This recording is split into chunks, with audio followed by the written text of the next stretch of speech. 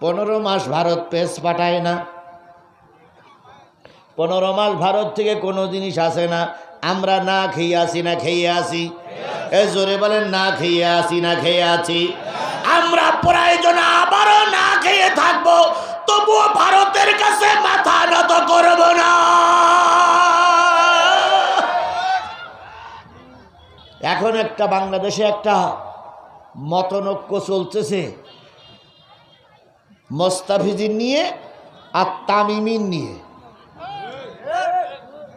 এই যুবকেরা ভালো বুঝতে পেরেছ? ঠিক ঠিক। মোস্তাফিজির কোন খেলার থেকে বাদ দিয়েছে? IPL এর থেকে বাদ দিয়েছে। এই জন্য মোস্তাফিজ খেলতে যেতে পারবে না।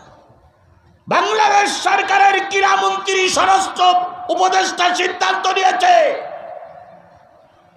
তারা যখন আমাদের মোস্তাফিজকে বাদ দিয়েছে, আমাদের কোনো টিম তাদের দেশে খেলতে যাবে না। আগে খেলা না আগে দেশ, এই কথা বলেন, আগে খেলা না আগে দেশ।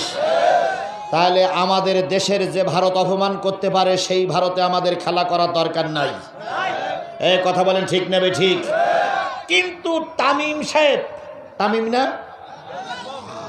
তামিম ইকবাল, উনি ভারতের পক্ষে হয়ে একটা স্ট্যাটাস দিয়েছে, ICC থেকে যে টাকা আসে সেই টাকায় নাকি বাংলাদেশ খেলোয়াড়দের 90 থেকে 99% অর্থ আসে। তার মানে উনি কথা বলেছে ভারতের পক্ষে। এই তামিম ইকবাল এক সময় আওয়ামী লীগের পক্ষে দালালি করেছিল।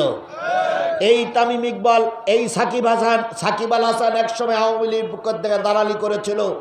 খালেদা জিয়ার ক্ষতির সময় তারা একবারও মুখ খুলিনি।